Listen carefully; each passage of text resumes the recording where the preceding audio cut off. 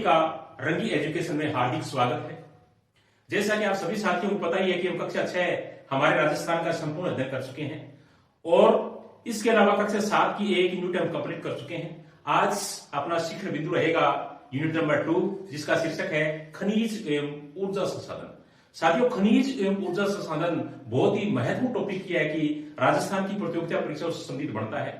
राजस्थान की प्रतियोगिता परीक्षाओं में खनिजों एवं ऊर्जा से संबंधित कुछ प्रश्न क्या है कि अपने को अक्सर देखने को मिलते हैं।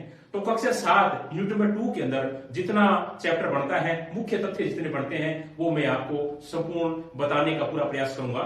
जैसे खनिज एवं ऊर्जा संसाधन के अंदर मुख्यतः कौन कौन से खनिज आते हैं, किन किन जिलों में पाए जाते हैं, ऊर्जा संसाधन कितने प्रकार के हैं और किन किन जिलों के अंदर पाए जाते हैं, इनका क्या है कि अपने विस्तार से अध्ययन करेंगे। चलो साथियों, आज की क्लास को हम शुरू करते हैं, जिसका शीर्षक है खनिज एवं ऊर्जा संसाधन। साथियों, खनिज मुख्य रूप से दो प्रकार के होते हैं, धात्विक और अधात्विक। धात्विक खनिज वो खनिज होते हैं जिनमें धातु की मात्रा पाई जाती है। याद रखना, धात्विक खनिज कौन से होते हैं? धात्विक खनिज वो होते हैं जिनके अंदर धातु की मात्रा पाई जाती है। इसके अलावा अधात्विक खनिज वो खनिज होते हैं जिसके अंदर धातु की मात्रा है वो नहीं मिलती। याद रखना, धात्विक धातु की मात्रा, अधात्विक धातु की मात्रा नहीं मिलती। इसके साथ साथ में एक और प्रकार होता है जिनको कहते हैं ऊर्जा खनिज, यानी वे खनिज जिनसे अपने को ऊर्जा प्राप्त होती है, वो क्या कहलाते हैं? ऊर्जा खनिज कहलाते हैं। राजस्थान के अंदर साथियों अनेक प्रकार के खनिज पाए जाते हैं, जिनमें से मुख्यतः राजस्थान जिनके अंदर नंबर 1 पोजीशन है जिन खनिजों के अंदर, वो मैं आपको बताना चाहूंगा। जैसे मुख्यतः क्या है कि राजस्थान के अंदर जो खनिज मिलते हैं उनके अंदर एकाधिकार रखने वाले खनिज इस प्रकार से हैं, जैसे सीसा, जस्ता, वोलेसिटोनाइट और जास्पर। याद रखना, 4 प्रकार के खनिज हैं। कौन कौन से?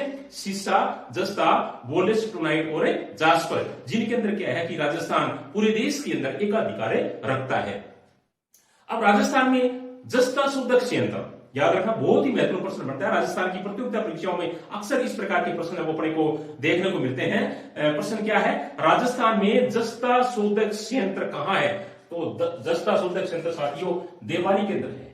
कहां है? देवारी। याद रखना, देवारी के अंदर। और देवारी कहां है?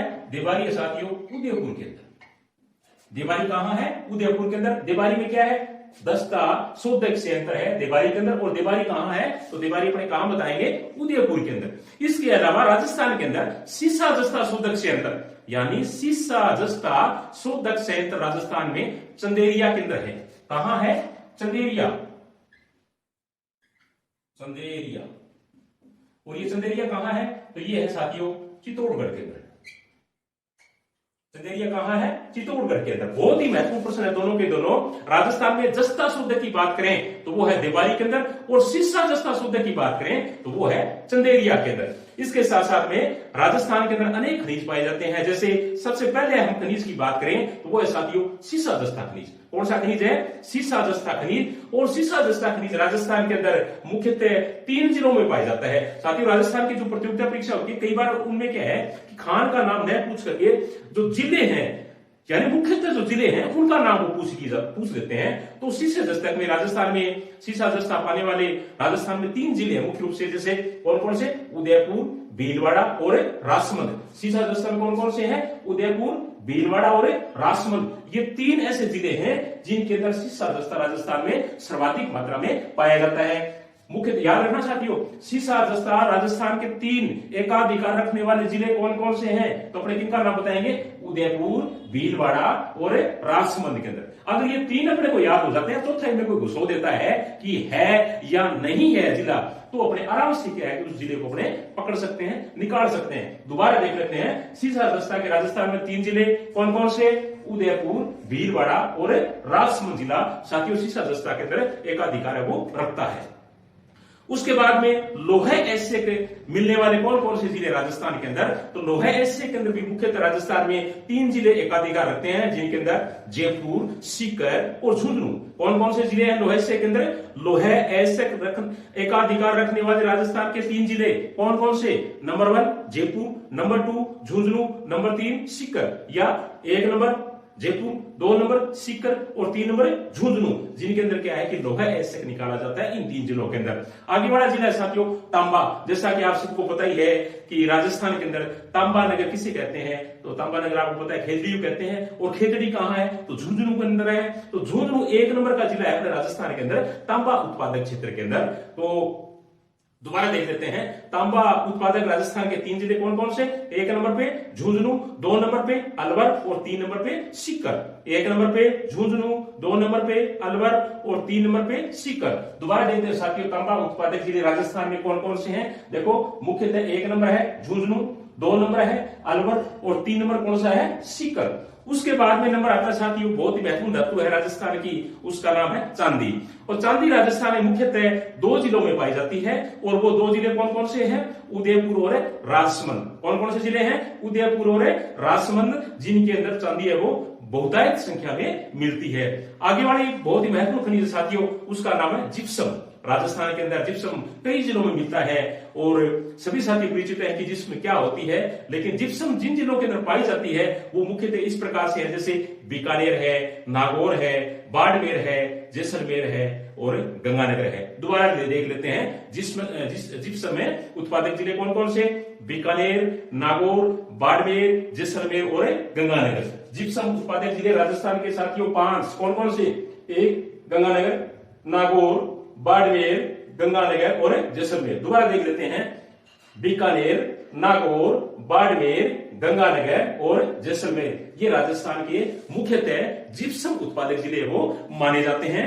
उसके बाद में महत्वपूर्ण एक धातु और आती है साथियों, खनिज, जिसको कहते हैं रॉक फास्फेट। राजस्थान के अंदर रॉक फास्फेट मुख्यतः जिन जिलों के अंदर मिलता है वो इस प्रकार से है, उदयपुर, जैसलमेर, जयपुर और बांसवाड़ा। दोबारा देख लेते हैं, रॉक फास्फेट के जिले राजस्थान में किन किन जिलों में रॉक फास्फेट है वो पाया जाता है, तो अपने किन किन का नाम बताएंगे, उदयपुर, जैसलमेर, जयपुर और बांसवाड़ा। दोबारा देखते हैं, रॉक फास्फेट किन किन जिलों के अंदर, उदयपुर, जैसलमेर, जयपुर और बांसवाड़ा, जिनके अंदर क्या है कि रॉक फास्फेट है वो बहुतायत संख्या के अंदर मिलता है। उसके बाद में साथियों इंपोर्टेंट एक और धातु है, खनिज है, जिसका नाम है वोलेसेटोनाइट। क्या नाम है, वोलेसेटोनाइट, जो मुख्यतः 2 जिलों के अंदर राजस्थान में पाया जाता है। नंबर 1 है वोलेसेटोनाइट के अंदर सिरोही, और दूसरा जिला साथियों अजमेर। मैं आपसे एक निवेदन करना चाहूंगा साथियों कि अगर आपको हमारे वीडियो पसंद आते हैं तो प्लीज आप लाइक, शेयर और कमेंट जरूर किया करो। इसके साथ साथ में राजस्थान की आप किसी भी प्रतियोगिता परीक्षा की तैयारी कर रहे हो तो इससे पहले मैं कक्षा 6 के संपूर्ण वीडियो हमारे राजस्थान के बना चुका हूं, जो आपके लिए बहुत ही महत्वपूर्ण है। समय निकाल कर उनको आप अवश्य देखना, जो कि आपके लिए बहुत ही लाभदायक सिद्ध होंगे। उसके बाद में आगे वाले जो इंपोर्टेंट जो खनिज है उसका नाम है साथियों अभ्रक। बहुत ही महत्वपूर्ण राजस्थान की खनिज जिसका नाम है अभ्रक। और अभ्रक मुख्यतः जिन जिलों के अंदर पाए जाते हैं 3 जिले वो अपने देख लेते हैं। सबसे पहले जो अभ्रक का जिला है वो है साथियों भीलवाड़ा। कौन सा जिला, भीलवाड़ा। उसके बाद में जयपुर और उसके बाद में अजमेर। अभ्रक किन जिलों में मिलता है, दोबारा देख लेते हैं। अभ्रक राजस्थान के मुख्यतः 3 जिलों में पाया जाता है। वो जिले हैं 1 नंबर भीलवाड़ा, 2 नंबर जयपुर और 3 नंबर है अजमेर। उसके बाद में एक बहुत ही महत्वपूर्ण क्या है कि राजस्थान का खनिज पदार्थ है जिसका नाम है संगमरमर, मार्बल कहते हैं, जिसको बहुत इंपोर्टेंट किया है कि राजस्थान का खनिज है माना जाता है, जिसका नाम है संगमरमर या मार्बल, जो मुख्यतः राजस्थान के अंदर जिन जिन जिलों में पाया जाता है, जैसे राजसमंद है, नागौर है, उदयपुर है, बांसवाड़ा है, चित्तौड़गढ़ है, सिरोही है, कोटा है, इनके अंदर क्या है कि मार्बल है वो बहुत मात्रा के अंदर मिलता है या प्रचुर मात्रा के अंदर ये पाया जाता है। दोबारा देख लेते हैं संगमरमर या मार्बल को। राजसमंद, नागौर, उदयपुर, बांसवाड़ा, चित्तौड़गढ़ और सिरोही और साथ में कोटा, यहां पर क्या है कि प्रचुर मात्रा के अंदर मार्बल है वो पाया जाता है। दोबारा देख लेते हैं साथियों, राजसमंद, नागौर, उदयपुर, बांसवाड़ा और चित्तौड़गढ़। मेरा पूरा प्रयास रहता है कि इसके साथ साथ आपको क्या है कि दोबारा और पढ़ने की जरूरत नहीं पड़े, जब भी आप वीडियो देखो तो आपको साथ साथ में क्या है कि याद हो जाए साथियों, ये अपना पूरा प्रयास रहता है। उसके बाद में 2 खनिज राजस्थान के अंदर और भी हैं, जैसे चूना पत्थर है, तो चूना पत्थर से सब साथी परिचित हैं। चूना पत्थर राजस्थान के अंदर चित्तौड़गढ़, कोटा, उदयपुर और सिरोही जिले के अंदर पाया जाता है। कहां का चूना पत्थर है पाया जाता है राजस्थान के अंदर, तो अपने कहां का नाम बताएंगे, चित्तौड़गढ़, कोटा, उदयपुर, सिरोही। उसके बाद में एक खनिज और पाया जाता है साथियों, ग्रेनाइट। ग्रेनाइट बहुत ही महत्वपूर्ण क्या है कि राजस्थान का खनिज, जैसे ग्रेनाइट सिटी किसे कहते हैं सबको पता है, जालोर को कहते हैं। तो एक नंबर ग्रेनाइट में कौन सा शहर आएगा? जालोर जिला आता है। उसके बाद में सिरोही है, पाली है, जैसलमेर है। जैसलमेर आपको पता ही है, पीला पत्थर मिलता है वहां पे जैसलमेर के अंदर। तो दोबारा देख लेते हैं ग्रेनाइट राजस्थान में कहां कहां मिलते हैं। तो जालोर है, सिरोही है, पाली है और जैसलमेर है, इनके अंदर ग्रेनाइट है वो पाया जाता है। साथियों एक ऐसा खनिज भी है जो सजावट और विद्युत उद्योग के अंदर काम आता है, तो वो खनिज साथियों अभ्रक। याद रखना, एक ऐसा खनिज जो सजावट और विद्युत उद्योग के अंदर काम आता है, तो अपने किसका नाम बताएंगे? अभ्रक का। कागज उद्योग में काम आने वाला खनिज है साथियों, एक कागज उद्योग में जो काम आता है उस खनिज का नाम है वोलेसेटोनाइट। क्या है? वोलेसेटोनाइट। उसके बाद में सीमेंट बनाने के काम में आने वाला भी खनिज है साथियों, सीमेंट उद्योग के अंदर चूना पत्थर काम में आता है। सीमेंट उद्योग में कौन सा पत्थर काम में आता है? चूना पत्थर काम में आता है। ऊर्जा के आधार पर अपने क्या है कि कई प्रकार से बांट सकते हैं ऊर्जा को, जैसे परमाणु ऊर्जा, पवन ऊर्जा, सौर ऊर्जा या बायोमास ऊर्जा। यानी ऊर्जा को अपने कई प्रकार से बांट सकते हैं। जो परंपरागत जो ऊर्जा के साधन है, जैसे परमाणु ऊर्जा है, पवन ऊर्जा है, सौर ऊर्जा है और बायोमास ऊर्जा है, मानी जाती है। कोयला साथियों 4 प्रकार का होता है, सबको पता है। कोयले के प्रकार कितने हैं? 4। और कौन कौन से? एंथ्रेसाइट, बिटुमिन्स, लिग्नाइट और पीट कोयला। दोबारा देख लेते हैं, कोयले के प्रकार कितने? 4। एंथ्रेसाइट जो कोयले का सबसे इंपॉर्टेंट प्रकार माना जाता है, सर्वोत्तम कोयले का प्रकार कौन सा है? एंथ्रेसाइट। उसके बाद में बिटुमिन्स, उसके बाद में लिग्नाइट और उसके बाद में पीट कोयला। राजस्थान में जो कोयला पाया जाता है वो लिग्नाइट क्वालिटी का होता है। याद रखना, राजस्थान में जो कोयला पाया जाता है वो किस क्वालिटी का है? तो अपने किसका बताएंगे? लिग्नाइट। यानी राजस्थान में जो कोयला मिलता है वो किस क्वालिटी का है? तो अपने किसका बताएंगे? लिग्नाइट क्वालिटी का राजस्थान के अंदर कोयला है वो पाया जाता है। और लिग्नाइट जो कोयला है, लिग्नाइट आधारित अगर ताप विद्युत गृह की हम बात करें तो राजस्थान के अंदर गिरल यानी बाड़मेर के अंदर। कहां है? गिरले बाड़मेर में। बहुत ही महत्वपूर्ण प्रश्न साथियों। गिरल बाड़मेर के अंदर लिग्नाइट आधारित ताप विद्युत गृह सरकार ने स्थापित किया है। याद रखना, लिग्नाइट आधारित ताप विद्युत गृह राजस्थान में कहां है? तो अपने किसका नाम बताएंगे? गिरल बाड़मेर के अंदर। साथियों आप सबको पता ही है कि राजस्थान के अंदर प्राकृतिक गैस और खनिज तेल भी पाए जाते हैं। तो प्राकृतिक गैस राजस्थान में कहां कहां मिलती है वो अपने देख लेते हैं। प्राकृतिक गैस राजस्थान के मुख्यतः घोटारू, कमलीताल, तनोट, मनियारी टिब्बा, रामगढ़, राजेश्वरी और डंडेवाला क्षेत्र के अंदर पाई जाती है। दोबारा देख लेते हैं, प्राकृतिक गैस राजस्थान में कहां कहां मिलती है? प्राकृतिक गैस राजस्थान के अंदर घोटारू, कमलीताल, तनोट, मनोहरी टिब्बा, रामगढ़, राजेश्वरी और डंडेवाला क्षेत्र के अंदर प्राकृतिक गैस है, इनके प्रचुर मात्रा के अंदर भंडार है वो पाए गए हैं। इसके बाद में राजस्थान के अंदर खनिज तेल बेसिन भी बने हुए हैं। वो मुख्यतः कौन कौन से है? जैसे मुख्यतः जैसलमेर का बेसिन है, बाड़मेर सांचौर का बेसिन है, बीकानेर नागौर का बेसिन है। यानी खनिज तेल के बेसिन राजस्थान में मुख्यतः कौन कौन से माने जाते हैं? तो अपने किन किन का नाम बताएंगे? जैसे जैसलमेर का है, बाड़मेर सांचौर बेसिन है, बीकानेर नागौर बेसिन है। राजस्थान के अंदर खनिज तेल के अनेक भंडार मिले हैं और मुख्यतः वो भंडार कहां कहां मिले हैं? जैसे सादेवाला है, सादेवाला साथियों जैसलमेर जिले के अंदर है, बागेवाला है, बागेवाला बीकानेर के अंदर है और ऐश्वर्या और मंगला ये दोनों साथियों बाड़मेर के अंदर है। दोबारा देख लेते हैं, खनिज तेल भंडार राजस्थान के अंदर कहां कहां मिले हैं? तो अपने कहां का नाम बताएंगे? जैसे सादेवाला, सादेवाला कहां? जैसलमेर में। बागेवाला, बागेवाला कहां? बीकानेर के अंदर। इसके साथ साथ में ऐश्वर्या और मंगला नाम करके भी खनिज तेल भंडार क्षेत्र मिले हैं, वो है बाड़मेर के अंदर। राजस्थान के अंदर प्राकृतिक गैस आधारित 3 विद्युत गृह लगे हुए हैं साथियों। कौन कौन से है वो देखो। रामगढ़ प्राकृतिक गैस आधारित, प्राकृतिक गैस आधारित 3 विद्युत गृह हैं। एक नंबर है रामगढ़ जो कि जैसलमेर जिले के अंदर है। प्राकृतिक गैस आधारित राजस्थान के अंदर 3 विद्युत गृह कौन कौन से हैं? जैसे रामगढ़ जैसलमेर के अंदर है, अंता 12 के अंदर है, अंता 12 के अंदर और तीसरा है साथियों धौलपुर के अंदर।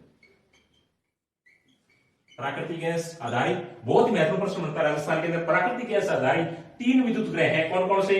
रामगढ़ जैसलमेर के अंदर, अंता 12 के अंदर और साथ में धौलपुर के अंदर भी प्राकृतिक गैस आधारित विद्युत गृह वो सरकार ने स्थापित किए हुए हैं।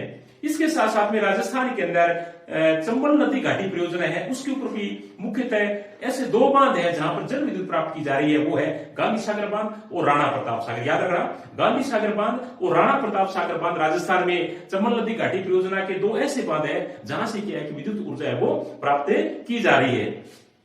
उसके साथ साथ में माही सागर जो बांध है, माही सागर बांध परियोजना है, वहां से भी क्या है कि जो जल विद्युत है वो राजस्थान के अंदर प्राप्त की जा रही है। उसके बाद में बहुत ही महत्वपूर्ण साथियों, ऊर्जा के परंपरागत साधन। ऊर्जा के परंपरागत साधन मुख्यतः 4 प्रकार के माने गए हैं, जैसे परमाणु ऊर्जा है, पवन ऊर्जा है, बायोगैस है और सौर ऊर्जा है। दोबारा देख लेते हैं, ऊर्जा के परंपरागत साधन राजस्थान के अंदर जो माने गए हैं वो 4 प्रकार के हैं। जैसे कौन कौन से? परमाणु ऊर्जा, पवन ऊर्जा, बायोगैस और सौर ऊर्जा। परमाणु ऊर्जा की हम बात करें साथियों, तो भारत का दूसरा परमाणु ऊर्जा संयंत्र, भारत का दूसरा परमाणु ऊर्जा संयंत्र राजस्थान में रावतभाटा चित्तौड़गढ़ में लगाया। याद रखना, रावतभाटा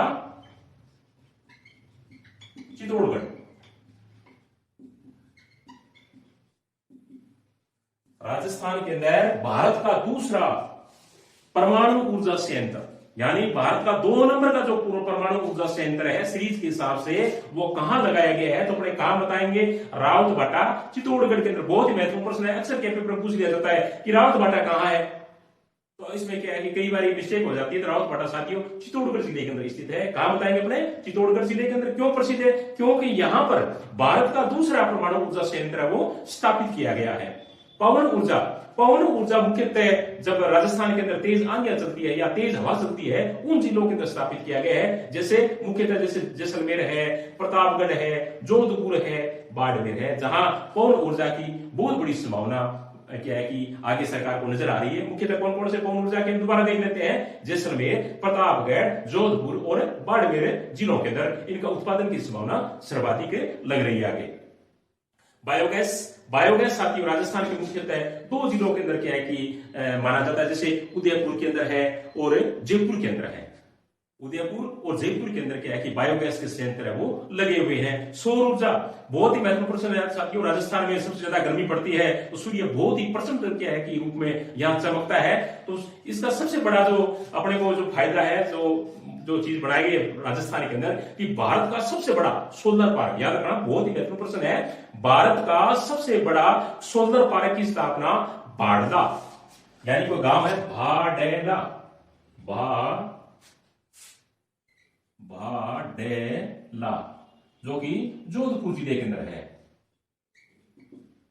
बाड़ला गांव जोधपुर के अंदर भारत के सबसे बड़े सोलर पार्क की स्थापना की गई है। याद रखना, भारत के सबसे बड़े सोलर पार्क की स्थापना कहां की गई है? तो अपने किस गांव का नाम बताएंगे? बाड़ला जोधपुर के अंदर। तो साथियों ये था आज खनिज और ऊर्जा संसाधन से संबंधित बहुत ही महत्वपूर्ण चैप्टर था। मैंने इससे जितने भी तथ्य या जितनी जानकारियां बनती थी आपको पूरा बताने का प्रयास किया है। आशा है कि ये आपको बहुत ही पसंद आएगा। और कल हम यूनिट नंबर 3 का अध्ययन करेंगे, इसलिए चूक मत जाना, समय के निकाल करके उसको भी आप देखना। इसी के साथियों थैंक यू, धन्यवाद।